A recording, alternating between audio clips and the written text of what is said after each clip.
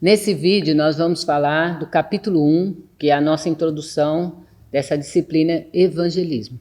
Então, vamos lá? A palavra evangelho, evangelismo ou evangelização vem da palavra grega evangelion. A palavra evangelho significa boas novas. Evangelismo, proclamação das boas novas. O evangelista são aqueles que fazem essa proclamação.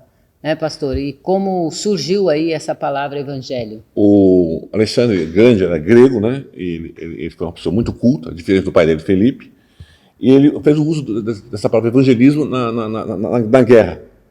Ele foi um conquistador, conquistou o mundo, praticamente o mundo todo, mundo inteligente, tá?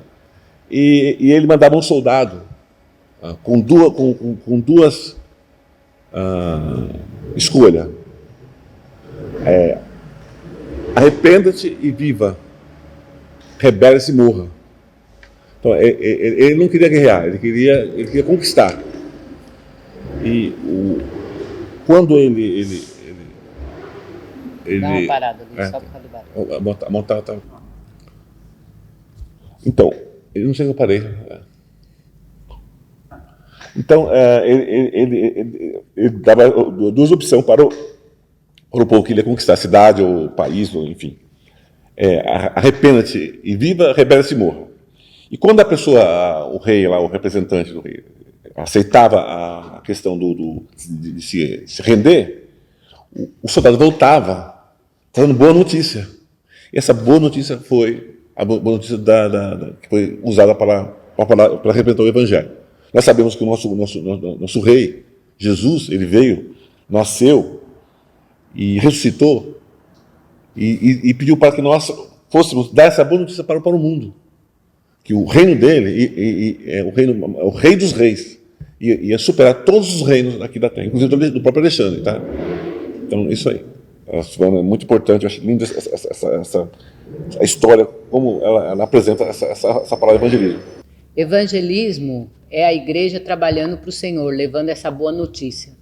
O evangelismo, na realidade, o que é? Ele é o novo nascimento. A partir do momento que a pessoa recebe o evangelho, aí começa, sim, uma nova vida espiritual.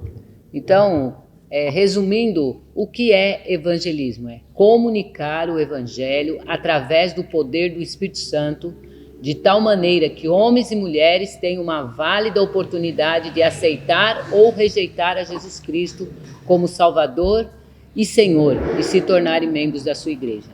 E eu quero ler com vocês 1 Coríntios 15, de 1 a 5. Então, eu costumo dizer, é o texto áureo da salvação. Esse versículo, ele explica o que é a salvação. As pessoas ficam muito confusas com relação do Evangelho, mas a Bíblia mostra que esse versículo aqui, esses versículos, eles definem bem o que é salvação. Tá? Diferente das religiões que quer mostrar a sua doutrina, quer provar que é certo, o Evangelho, ele por si só, ele apresenta como único. Tá? Não está preso em nenhuma religião. Ele está solto, liberto e capaz de salvar a todos que nele crê. Tá? Então eu vou ler, irmãos, quero lembrar-lhes do evangelho que lhes preguei, o qual vocês receberam, no qual estão firmes. Por meio desse evangelho vocês são salvos, desde que se apegue firmemente à palavra que lhes preguei, caso contrário vocês têm crido em vão.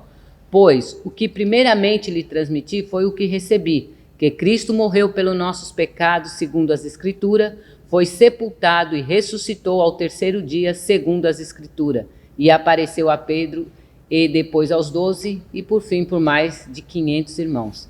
Nós temos também a outra referência, que é Mateus 28, de 18 a 20, eu vou ler. Então Jesus aproximou-se dele e disse: foi-me dado toda a autoridade no céu e na terra, portanto vão e façam discípulos de todas as nações, batizando-os em nome do Pai, do Filho e do Espírito Santo, ensinando a obedecer a tudo o que lhes ordenei, e estarei sempre com vocês até o fim dos tempos. Então, o que é o Evangelho, né? Então, olha que coisa linda, mano. Eu fico fascinado com como Deus, na sua essência, ele faz isso com clareza. o que acontece? Existe um pecador, que somos nós, existe um Salvador que é Cristo. Então, você apresenta-se um pecador e apresenta um Salvador, um Salvador, Jesus Cristo. E ali começa toda essa trama de guerra entre Deus, o diabo, o inferno e o céu, e que a Bíblia já mostra que Cristo, na cruz do Calvário, ele está consumado. Quando ele morreu na cruz do Calvário, está consumado. Quer dizer, ele não só trouxe o Evangelho, como é o autor da salvação. Ele pagou o preço. Basta você dar o download, baixar a salvação, ou seja, retirar o depósito que foi criado na sua conta, e as coisas estão resolvidas por aí. Muito bem. Agora nós vamos falar que o Evangelho deve ser compartilhado, né? Se eu não compartilhar o Evangelho, como as pessoas crerão, né? Verdade. Como crerão se não há quem pregue? E como pregarão se não forem enviados? Então, a partir do momento que eu nasci de novo, recebi esse Evangelho, eu também tenho esse direito, essa autonomia de levar esse Evangelho a outras pessoas. A missão do ID, né? A missão do ID, é lindo demais. Então, o Evangelho, muitas vezes, ele está sendo confundido, né?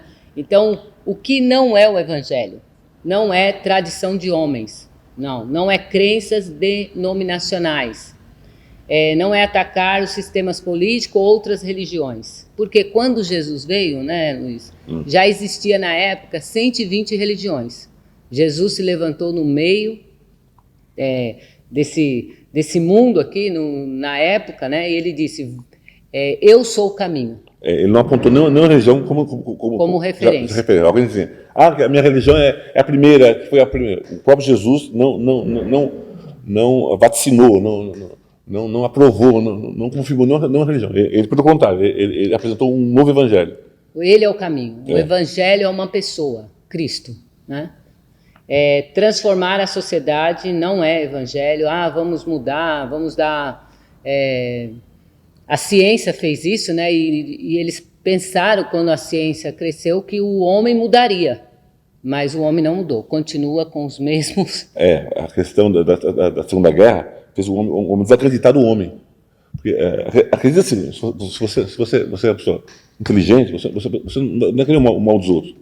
Você vai trabalhar para a comunidade. E na Segunda Guerra, nós vemos totalmente o contrário, o homem voltando à sua origem, de egoísta, tá? De querer as coisas para ele. Por isso que os partidos são sempre partidos, nunca se unem, porque sempre estão buscando os interesses próprios. Nunca o interesse do povo. O interesse dele, primeiramente o meu, depois, se sobrar do povo. Exatamente. Também não é fazer boas obras, né? Porque nós não somos salvos por obras. A salvação vem de Jesus, né? Através de crermos no seu sacrifício. Na obra dele, né? Na obra dele, que ele pagou o preço. Nós fazemos obras porque somos salvos, não para ser salvo. Também não é muitas vezes, esse lado social, de médico, de fazer um atendimento, também não é isso. São programas de cuidado e alimentação das pessoas. Então, vamos entregar refeição na rua. Tudo isso faz parte se houver a pregação do Evangelho. Pode ser um caminho para ser aberto. É uma coisa secundária, né? Exatamente. Não é o princípio. Né? Não é o princípio. Muito bem. Jesus ministrou as necessidades físicas também. Ele alimentou a multidão, ele curou, ele libertou. Essas obras foram feitas dentro do contexto da evangelização. Elas foram acompanhadas pelo ensino e pregação do Evangelho. Muito bem. O que é o Evangelho? Boas novas de salvação, tá? O Evangelho precisa ser pregado, né? É o pecador e o Salvador. Olha, vou dar um exemplo claro aqui. Como que a Bíblia fala o que é salvação? Salvação é a pessoa se arrepende ou se converte. São palavras, são derivados. A palavra arrepender, a palavra grega chama metanoia. Ou seja, minha volta vou ver. Então, um soldado vai marchando, depois o capitão fala, minha volta vou ver, ele volta. Então, esse é a questão do arrependimento. o que acontece quando você se arrepende? Acontece algo sobrenatural. Por isso as pessoas ficam... Agora você virou crente, você não vira crente. Para virar ladrão, é uma transformação que é de dentro para fora. Tá? Então, como é que funciona? Primeiramente, você é justificado. Você é declarado justo. Segundo, você é regenerado. Você é gerado novamente. Terceiro, você é eleito. Ou seja, você é tipo assim, Cristo preparou um lugar para você no céu. E por último, existe o serviço. Então, logo quando a pessoa aceita Cristo, tem esse desejo de fazer a obra. Quinto, você passa por um processo da santificação, que depende de você e de Deus. Deus proporciona essa dádiva para você procurar se alinhar e se acertar com as coisas de Deus. Coisa linda, né? Então, vamos lá. Comunicar o evangelho, né? Então, você comunica até o ponto da pessoa aceitar a Jesus como Salvador e Senhor. E é através do poder do Espírito Santo. Porque se não fosse o Espírito Santo, não haveria convencimento. Porque quem convence é o Espírito Santo. É Ele que trabalha no nosso coração, trazendo a realidade do evangelho. Trazendo o real sacrifício que Cristo pagou por nós. A palavra, diz aí, a minha palavra, Paulo dizendo, e a minha pregação não consistiram em linguagem persuasiva de sabedoria, mas de demonstração do Espírito e de poder, para que a vossa fé não se apoiasse em sabedoria humana, e sim no poder de Deus. Então, tanto eu como o Luiz, nós experimentamos esse novo nascimento. Nós experimentamos esse poder de Deus. É através do Espírito Santo. E é Ele que nos leva até o Pai. Ninguém pode vir a mim se o Pai que me enviou não trouxer, e eu o ressuscitarei no último dia. Essa é a promessa de Jesus. Silvana, é tão interessante que Paulo ele passou por esse processo. Paulo era um perseguidor, ele era um judeu, era fariseu. O farisaísmo era a religião mais próxima de Deus da época. Era o que tinha cultura. Era a igreja top, era ali o máximo dos máximos. Como que Paulo se converteu? Teve um encontro com Jesus no caminho de Damasco. Jesus apareceu literalmente para ele, numa visão, era meio-dia, e estava claro. E Jesus se tornou mais claro ainda. O sol batendo ao meio-dia, o sol do Oriente Médio é um sol muito mais forte do que aqui do Ocidente. E Cristo apareceu mais brilhante que o sol e disse: Saulo, Saulo, por que me persegue? Então, houve na verdade, uma revelação do próprio Deus no presente para Paulo poder haver essa mudança, essa transformação. Então, aí que está o Evangelho. O Evangelho tem essa pauta de você é transformado. Você não alguma lavagem cerebral, alguma coisa que você faz assim, do fazer, é do ser. O seu ser é mudado. Bom, nós vamos fechar essa disciplina dizendo concluindo, aceitar significa que o ouvinte responde à mensagem. Enquanto a pessoa não entender, não devemos parar de ensinar ou de abrir o entendimento. Eu falo de mim também, não foi do dia para a noite, até que o Espírito Santo trabalhou na minha vida. Então, não é só uma informação, não é só uma mera instrução. Na verdade, deve-se haver uma oportunidade de crer ou não crer, de aceitar ou rejeitar, tá certo? Então diz aí, aceitar a Jesus como Salvador e Senhor, é receber, é dizer, sim, eu creio, sim, eu quero, eu sou um pecador e preciso de um Salvador. Isso é o Evangelho, é simples assim, tá certo?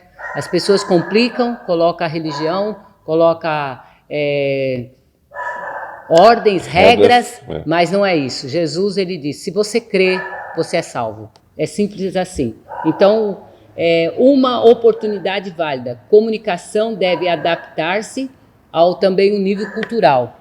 Eu acho essa parte que você deve falar. O nível cultural faz parte também dessa comunicação. O Evangelho ele é parte humana e parte divina. Tá? Então, eu vou conversar com alguém a respeito do Evangelho. Um pai. Aí, de repente, dando o nome aqui, né, da pessoa.